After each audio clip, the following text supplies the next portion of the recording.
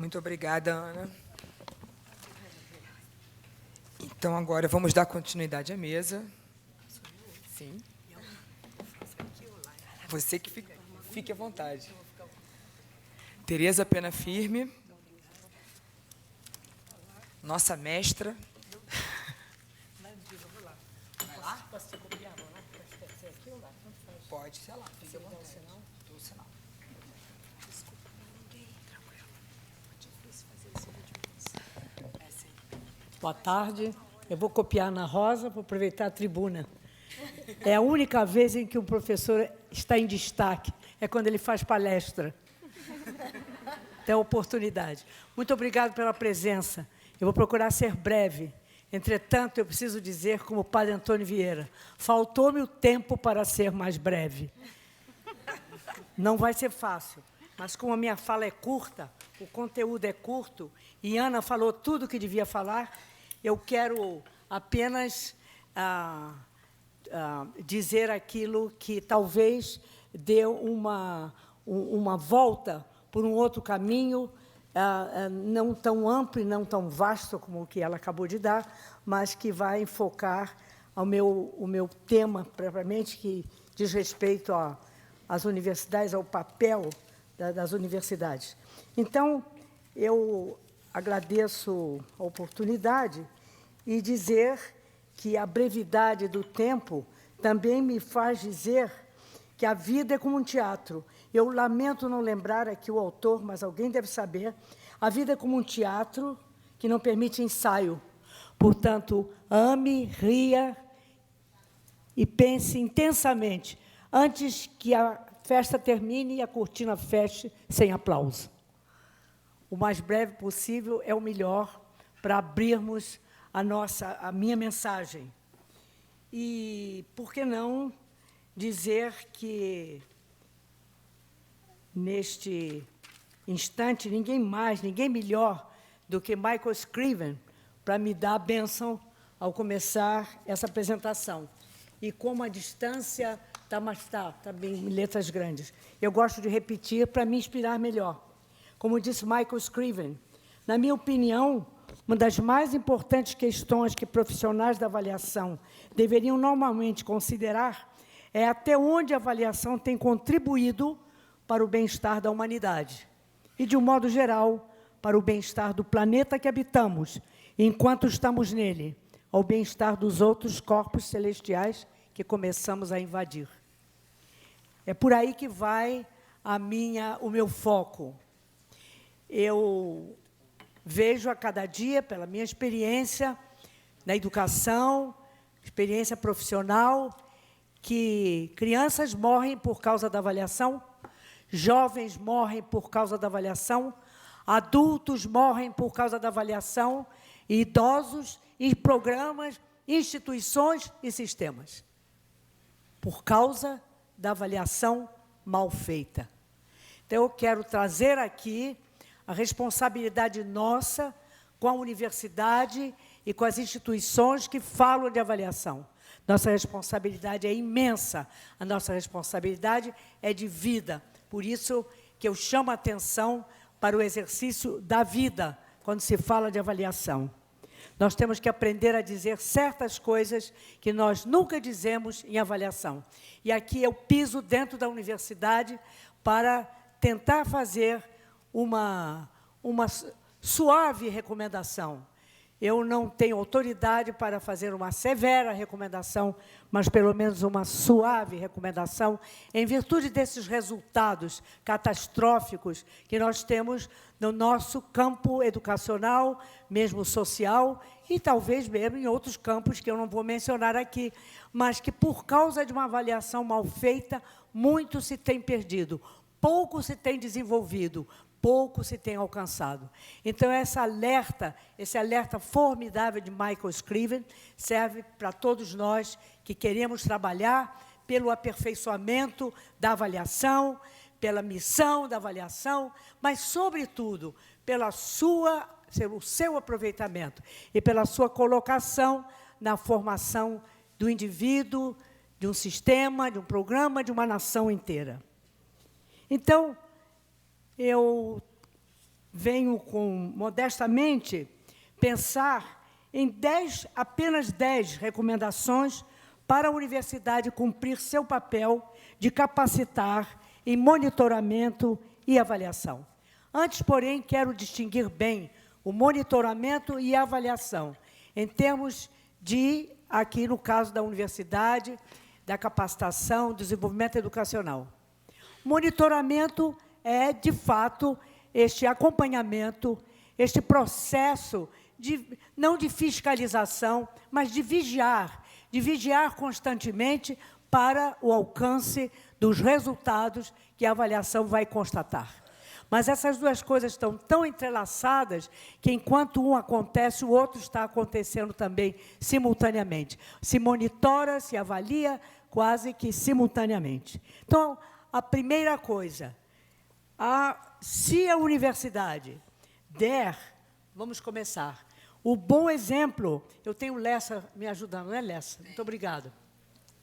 Se ela der o bom exemplo, avaliando o aluno, o professor, o funcionário, a instituição, à luz dos critérios de uma avaliação de qualidade. Primeira recomendação, ela parte do bom exemplo dela mesma. Oportunamente, eu direi um ou outro exemplo de sucesso, desde que a universidade seja capaz de atingir a todos nesse processo de se autoavaliar. Se ela desenvolver uma avaliação de ponta e não de pontos, está muito preocupada com os pontos. A gente conhece hoje toda a grande preocupação da universidade para alcançar resultados, pontos, médias, números, cálculos. Eu costumo dizer, com todo respeito, a grande e famosa preocupação com o Enem, que atingiu bravamente as universidades, faz com que os educadores se esqueçam do neném, que é o indivíduo que cresce, que se desenvolve.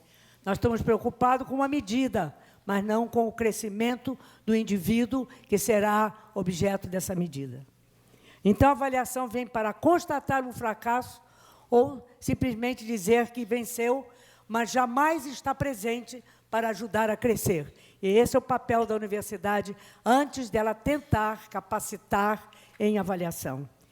Se a universidade, portanto, for capaz de pensar na utilidade, que é o primeiro grande atributo da verdadeira ou da avaliação de qualidade, que é atender às necessidades de informação prática dos usuários.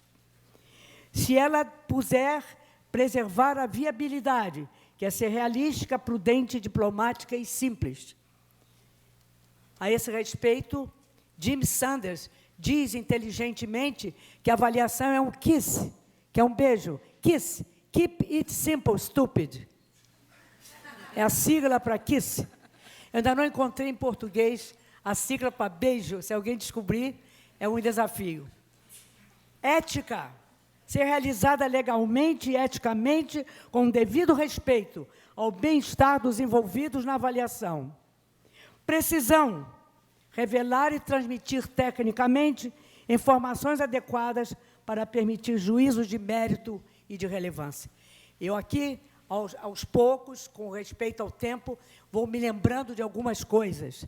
Eu vou me lembrando de um professor que soube dizer para mim, com toda a força e com toda a grandeza, ao apresentar-lhe a minha dissertação de mestrado, ele me dizer com toda a solenidade, com letras bem claras, excelente, excelente, e logo abaixo, as a first draft. Traduzindo, porque eu estou numa plateia brasileira, como um primeiro rascunho. Até hoje eu digo aos meus alunos, está excelente como primeiro rascunho. E eu recomendo que se diga isso para o companheiro ou para a companheira. Não mande embora, diga primeiro que está uma excelente primeira versão.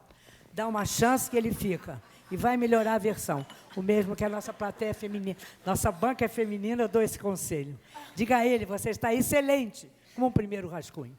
Mas ele vai melhorar rápido. Já me disseram que, após esta intervenção, muitas coisas melhoraram em casa. Eu fiquei muito feliz com este impacto.